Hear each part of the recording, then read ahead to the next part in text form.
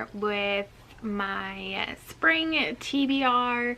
So I've been doing seasonal TBRs, 5 books for a little while now, and I'm back with the spring one because it's now spring.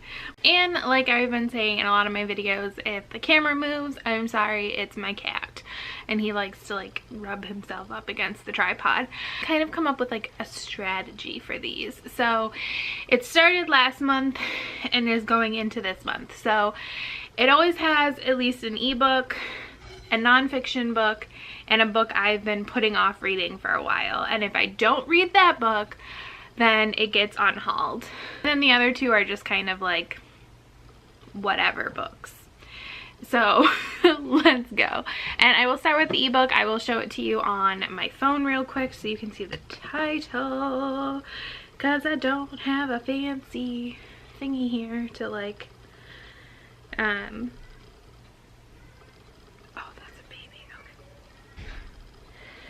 Okay, so the ebook is called Near and Far, and it's by Nicole Williams, and I had actually read the first one in this series, Lost and Found, years ago. Actually, I can tell you because I'm on Goodreads.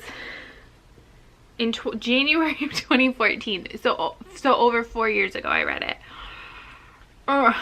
And I wasn't like the biggest fan, but I had bought both of them for whatever reason as ebooks, so I really just need to get this read. Oh, are you in your basket? My cat has a little basket. So I want to at least give it a shot, you know, see if I actually want to read it or not. And then the nonfiction book, I actually do have a physical copy of it, but Overdrive has a audiobook, and I think I'm going to listen to the audiobook, especially if it is read by her. So this is, and the good news is by Dana Perino, and this is not political at all, but I love Dana Perino. So she is a former White House press secretary. She was press secretary under George Bush. As far as I know, this isn't a very political read or anything. It's just about like being positive and optimistic and looking at her life. And she has another book out now about her dog Jasper, who she talks about constantly. But I just really like her. I think she's a very nice person, and she's very, like, she has political leanings, but she tries to be as honest and as nonpartisan as she can be. And I think that comes from being a press secretary, where like you have to be honest. Like, you can spin things, but you have to be honest. I don't know, so I'm excited, and it's short. And then the book I have been putting off reading and will unhaul if I don't read it or if I don't like it is Air of Fire by Sarah J.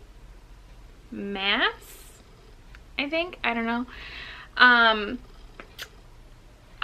The only reason this isn't unhauled yet is because I bought it.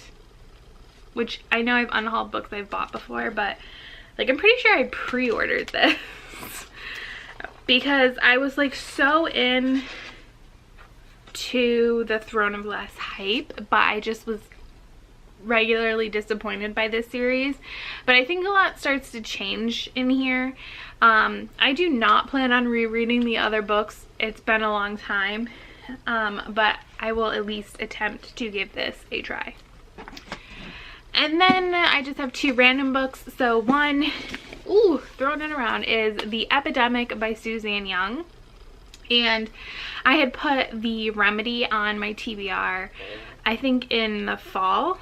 So, and I do want to read this before I've like completely forgotten that book, and I keep wanting to read it and then putting it off. And I do this a lot with Suzanne Young's books because they're such emotional reads that I like, they scare me. So I need to just read it. And then the last book, I thought about not putting this on here because it could be finished by the end of March, but I've kind of slowed down with it, so that may not happen. So I just figured I'd put it on here to be, you know, as cover my bases as possible. And that's Dragonfly and Amber by Diana Campbell. Oh my god. But I'm like, look at this. I'm really making progress. I think on Goodreads I've updated, I'm like 75% done. So I'm on page 558, chapter 38. I think there's 49 chapters. I've been reading this at night. I haven't for like last week, but I have definitely made a ton of progress with it, but it is still here. And oh my gosh, I don't know what I'm gonna do if it's still here when I'm coming for my summer TBR. But that is my spring seasonal TBR. If there are any books you're excited to read this spring, let me know down in the comments. And thanks so much for watching. Bye.